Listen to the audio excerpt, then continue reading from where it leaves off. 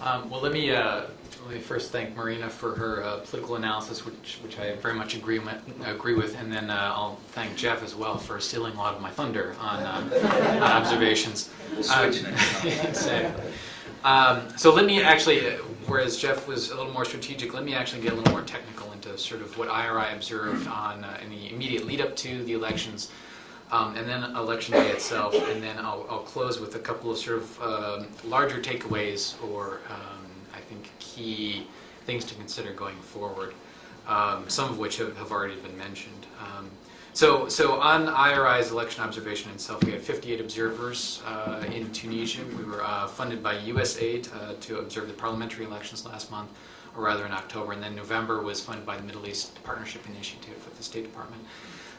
In addition to observing over 200 polling stations in Tunisia, we also observed out-of-country voting in France, the UK, Germany, and the United States, which is something we haven't talked about here. But Tunisia has an interesting political system or electoral system in which in the parliament there are designated representatives for out-of-country Tunisians.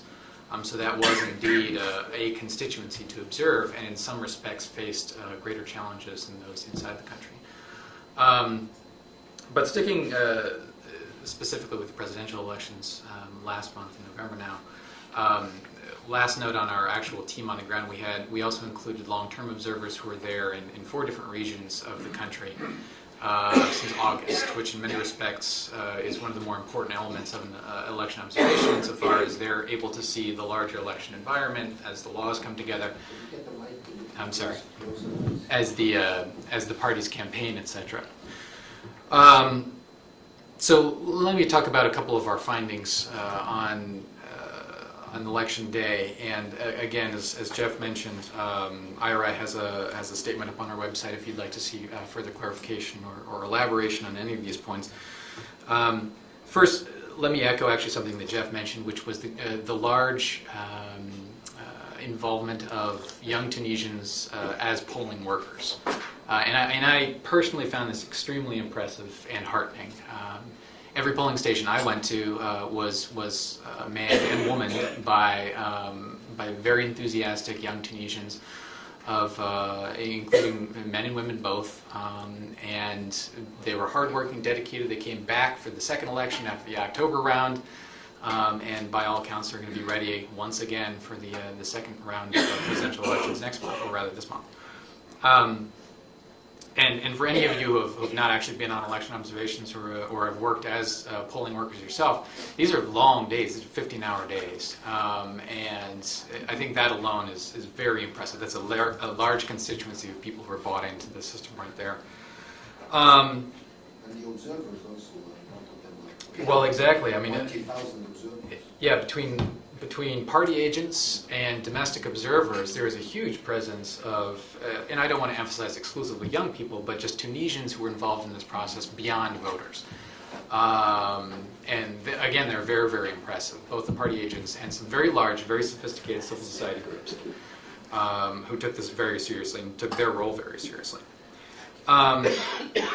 As Jeff mentioned, the Election Commission seemed to be taking its own responsibilities pretty seriously and did tighten up some of the systems between the October and November elections, some of which were comparatively minor, such as procedures of collecting voters' ID cards, etc.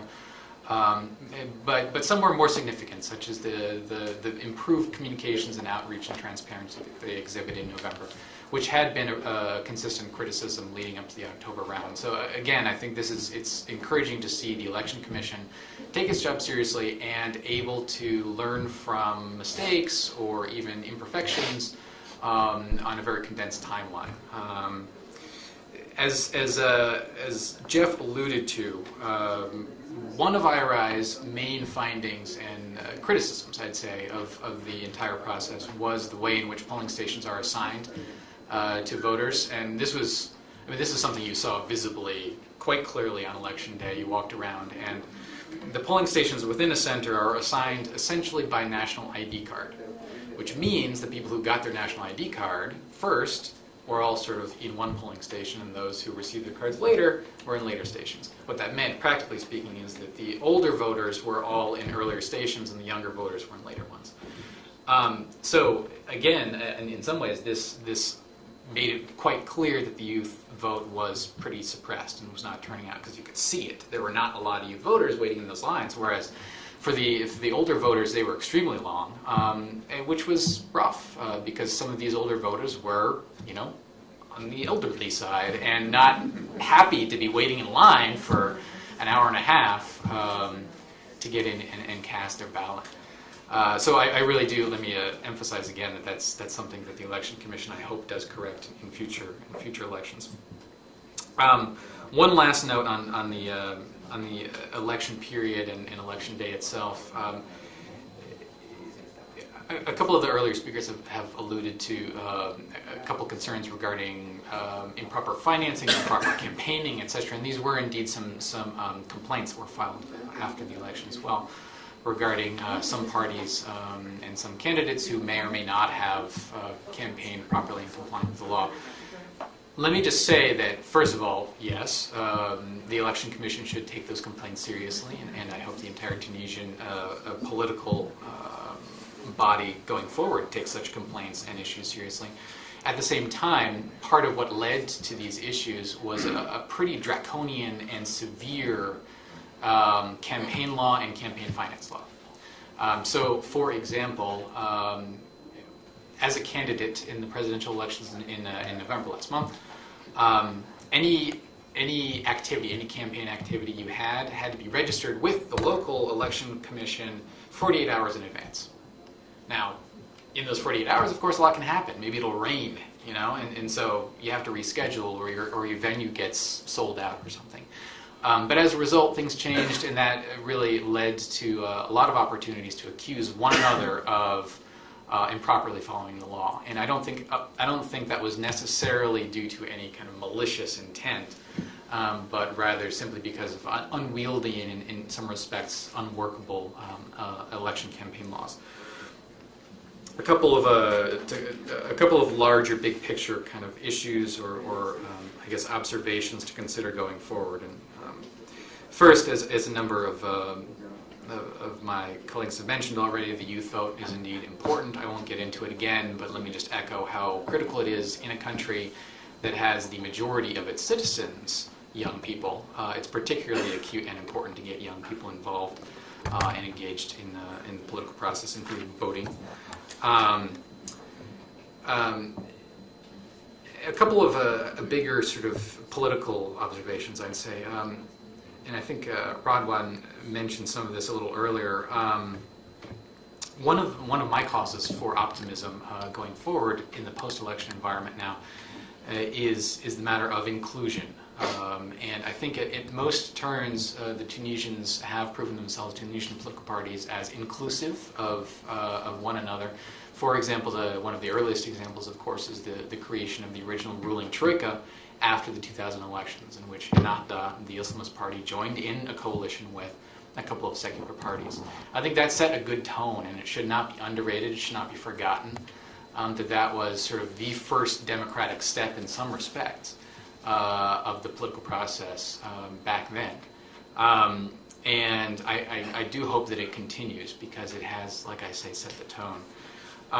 And a certain number of political parties have now paid the price, right? The Troika didn't work all that great, and certainly Takatal, which was one of the three who joined a secular party, really kind of got wiped out in the most recent parliamentary elections. And in meeting with some of their political party representatives before those elections, they acknowledged that, they acknowledged that they had paid a price and were willing to pay it for the betterment of Tunisia's democracy, which I think is a mature and impressive attitude. And that was before the disappointing electoral results that they saw.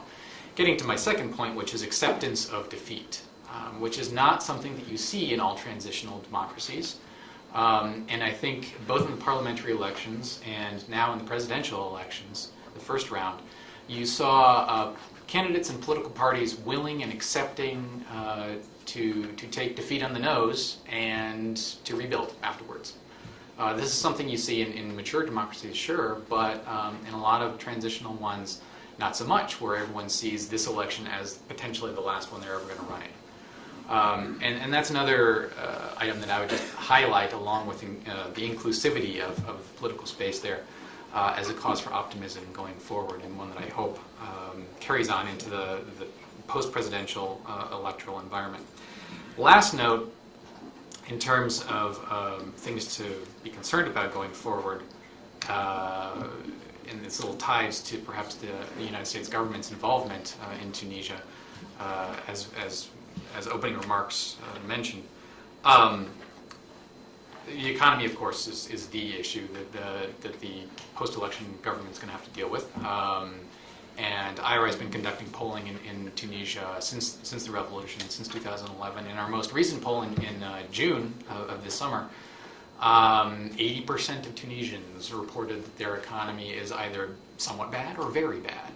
So that gives you an idea of what Tunisians themselves are thinking and what they're going to want to hear and what they're going to want to see in their government coming forward in the next couple of months.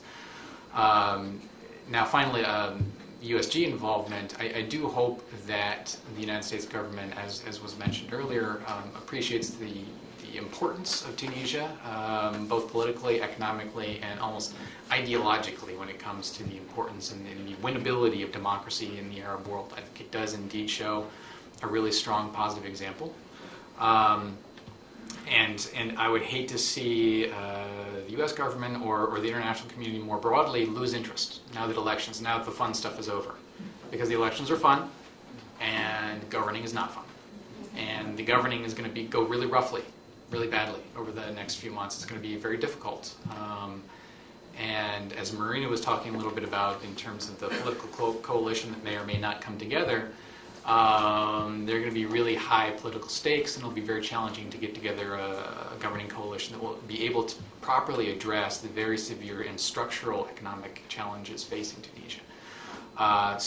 Just in closing, let me just say that I hope the international community does stay engaged, and I hope that Tunisia continues to live up to our own high expectations for how they will continue to perform in a very tough neighborhood. Thank you.